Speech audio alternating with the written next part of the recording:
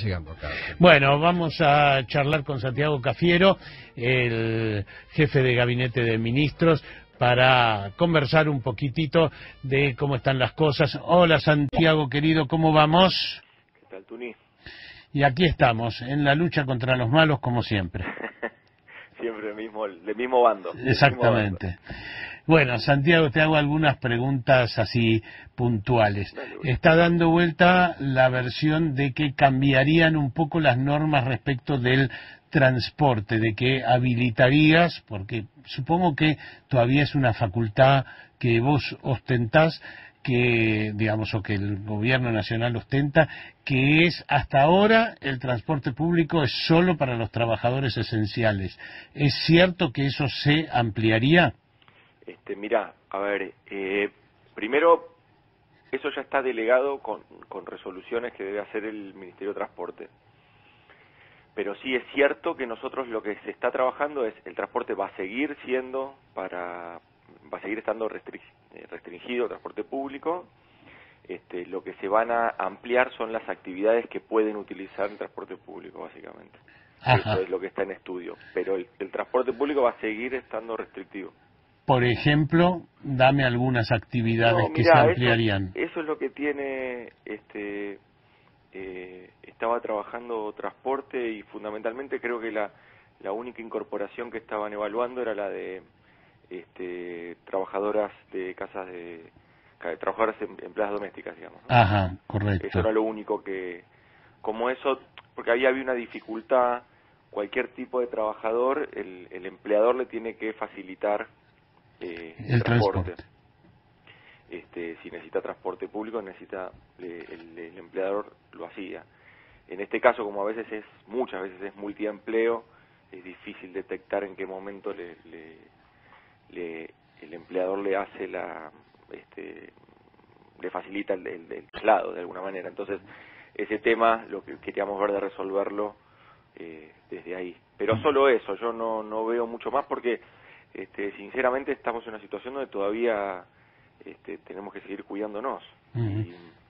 Pero, por ejemplo, yo supongo que los trabajadores de la construcción deben estar, que en general son personas humildes, deben estar ansiosos porque les permitan usar el transporte público. No está por ahora en la mira, por ejemplo, los trabajadores de la construcción. No, los trabajadores de la construcción se hace cargo el empleador del transporte. Es un transporte individual, los van a buscar, o lo resuelven o con combis, o lo resuelven con autos particulares.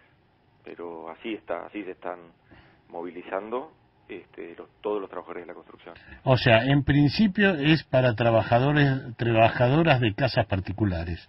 Esa sería la ampliación. Es lo único que se está evaluando, sí. Correcto. La única ampliación. Hoy varios medios andan dando vuelta con la idea de que el gobierno nacional quiere iniciarle un juicio político a la Corte Suprema. ¿Hay algo de eso? No, eso es... A ver, lo que pasa es que acá, cuando el presidente o la vicepresidenta o cualquier dirigente político, sobre todo en nuestro espacio, hace un análisis político, una descripción política y hasta una denuncia política, si se quiere, sobre cómo se describe el funcionamiento de la República, de los poderes de la República, ya enseguida sienten que hay un ataque, ¿no? Entonces lo muestran como un ataque, como si nadie pudiera tener opinión.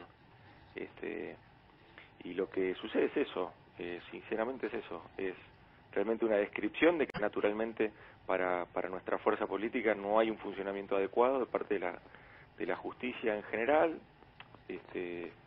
y en este caso obviamente eso repercute naturalmente en la cúpula de la justicia, que es la Corte, pero tiene que ver con eso y tiene que ver con una discusión más política que efectiva. Nosotros no estamos hoy en agenda para avanzar en ninguna de esas cosas que se han escrito durante el fin de semana. O sea, no hay en este momento ningún plan de iniciar un juicio político en la Corte. No, exactamente como lo decís. Hoy el expresidente Mauricio Macri dijo, bueno, iban a volver mejores, pero la verdad que no volvieron nada mejores. Miren cómo cerraron el aeropuerto de El Palomar. ¿Miraste ese tema? Sí, me sorprende bueno, siempre me sorprende el cinismo del expresidente, pero acá también, y aparte una distorsión de la realidad, ya ni siquiera de la realidad, sino una distorsión de la historia. Él también en esa, allí, en esas líneas que publica, habla de los logros y dice, bueno, esto que eran los logros, que se están desandando logros, cuando verdaderamente, en principio serían muy pobres, y segundo, no es así. Sobre todo cuando él hace una evaluación de que el piso donde dejó el gobierno es superior al del 2015, eso suena bastante loco, ¿no? Uh-huh. Entre el 2015 y el 2019 la Argentina es el país del mundo que más se desindustrializó y también es el país del mundo que más se endeudó. Uh-huh. Esas son dos datos concretos de la realidad. Bueno, en 2015 naturalmente, en un país que estaba desendeudado, el FMI no era un tema, teníamos los salarios reales en dólares más importantes, de los salarios más importantes de Latinoamérica. Cuando él se fue nos dejó muchísimo más abajo, una inflación duplicando, casi triplicando los niveles de inflación, es decir, aumento de la desocupación, aumento de la pobreza. Realmente yo sé que estamos carentes a veces de ideas en el debate público, pero casualmente estas no aportan nada. La verdad que no aportan nada, porque están muy afuera de la realidad. Eso es lo que pasa, Tuni. ¿Qué es lo que se decidió respecto de El Palomar? Del Palomar, hay una gran crisis aerocomercial en el mundo, no en Argentina, en el mundo, producto de la pandemia. Esto es así. Durante un tiempo, ¿qué sucedió?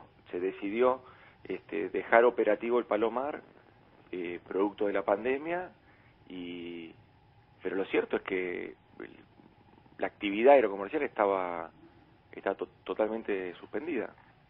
¿Qué es lo que está pasando en el mundo, no acá? Fíjate las noticias también, las empresas aerocomerciales han sido uno de los sectores más golpeados en todo este tiempo. ¿Qué sucedió allí? Que hubo un acuerdo entre las dos empresas que estaban operando allí, Flybondi y JetSmart, hicieron un acuerdo para empezar a operar desde Ezeiza. Y entonces la situación es esta. No está cerrado el Palomar, lo que naturalmente está sin operación. Esa es la realidad. Y en verdad no está en operación porque... Lo que te quiero decir es que es un acuerdo entre privados eso, ¿no? Es entre el operador de los aeropuertos y las empresas.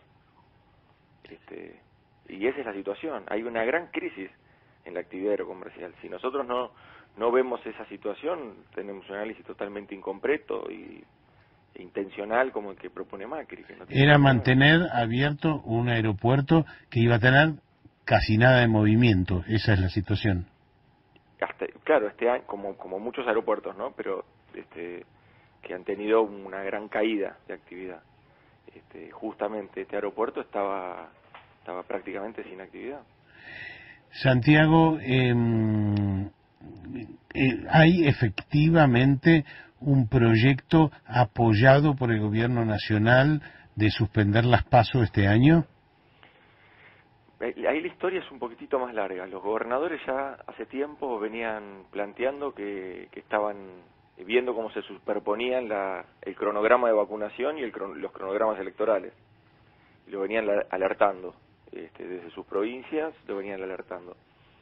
En la reunión de la semana pasada con el presidente ya muchos se lo hacen expreso, todos, de hecho, porque termina siendo un documento con 22 gobernadores y gobernadoras que terminan haciendo este planteo, que efectivamente hay una superposición entre la campaña de vacunación y la campaña y el cronograma electoral. Entonces, en ese sentido, que se evaluara la posibilidad de por única vez suspender las PASO legislativas del año que viene.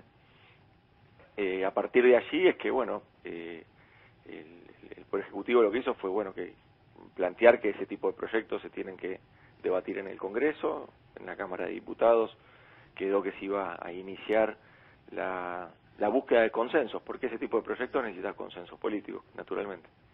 Y así estamos en ese punto, digamos, donde entiendo que se ha presentado una propuesta y se tendrá que buscar los consensos ahí en la Cámara de Diputados para ver si efectivamente tiene consenso. El Ejecutivo naturalmente que va a aceptar lo que define el Congreso. Pero, digamos, no es que ustedes lo están empujando.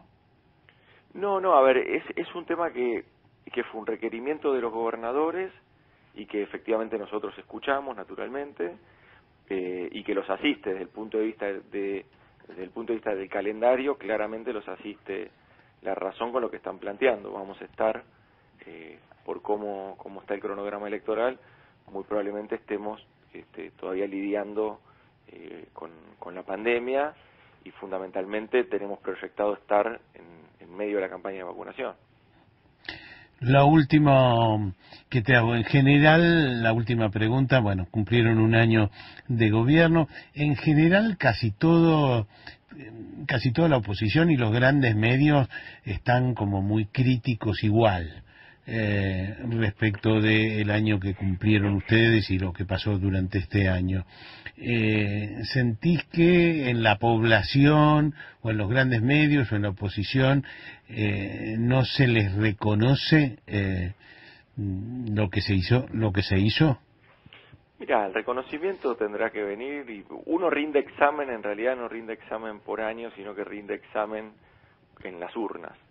Vivimos en un sistema democrático, todos sostenemos la democracia y todos creemos que allí, cuando cada argentino vale uno, y entonces puede expresarse de forma igualitaria.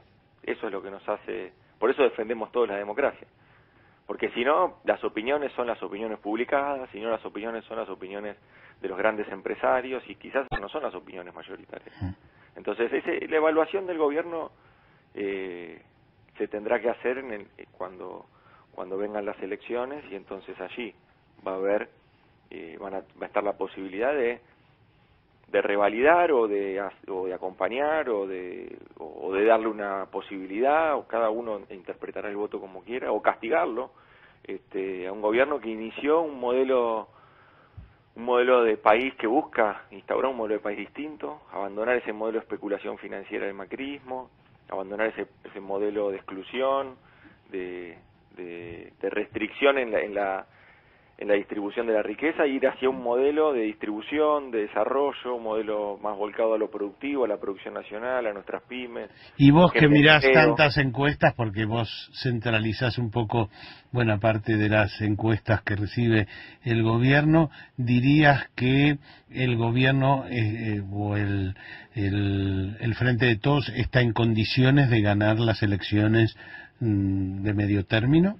Sí, yo creo que sí, yo creo que yo tengo confianza, ahí ya no es tanto evaluación, sino son más sensaciones. Yo creo que hay un acompañamiento, hay un entendimiento de que este año es el año más duro que le ha tocado a la Argentina, que ha golpeado al mundo, que ha golpeado a la Argentina, una pandemia que por definición no tiene manual, que por definición le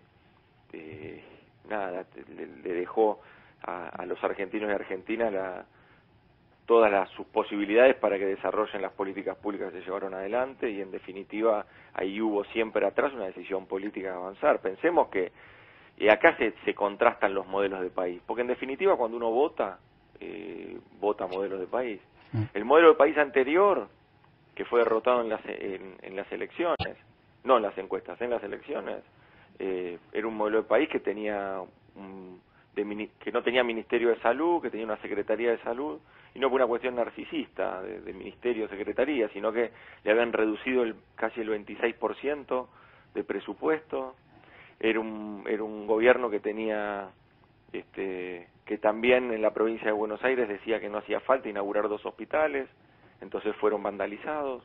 A ver, ese gobierno es el gobierno, el modelo de país que expresaban, que siguen expresando, tanto Macri como Larreta, como Vidal. Y nosotros expresamos otra cosa. Expresamos una unidad en la diversidad, el frente de todos, tratando de abrazar todas las demandas sociales y ciudadanas y convertirlas en representación política para poder transformar esas inequidades y avanzar hacia allí. Obviamente que en ese tránsito sufrimos el golpe durísimo de pandemia, pero no ponemos excusas. Es un gobierno peronista que hace, así que no hay tiempo para poner excusas, y creo que eso a nosotros nos diferencia bastante. A ver, ¿qué hizo el gobierno? Instauró una nueva ética política en la sociedad argentina, la ética política del cuidado. Esa ética política del cuidado fue la que hizo que primero nos ocupáramos del cuidado de la salud, y por eso invertimos 45.000 millones de pesos en infraestructura hospitalaria y en 12 hospitales modulares y en la compra de respiradores y distribución equitativa en todo el territorio nacional. A veces naturalizamos las cosas, y creo que es lo que no tenemos que hacer. ¿Te parece que eso va a pesar después a la hora de las elecciones, y por eso pensás que van a ganar? Yo creo que sí. Tenemos siempre, el peronismo tiene una gran cantera de dirigentes con vocación de representación, así que siempre tenemos realmente buenos candidatos y candidatas como para poder discutir y dar esta discusión que muy por encima y sin tanta profundidad estamos dando ahora, digamos, ¿no? Gracias, Santiago. Un abrazo grande. Santiago Cafiero, jefe de gabinete de ministros, charlando con nosotros sobre absolutamente todo. Entonces, en principio, se viene la ampliación de la autorización de transporte para las trabajadoras de casa de familia, y el Palomar se cierra por este tiempo.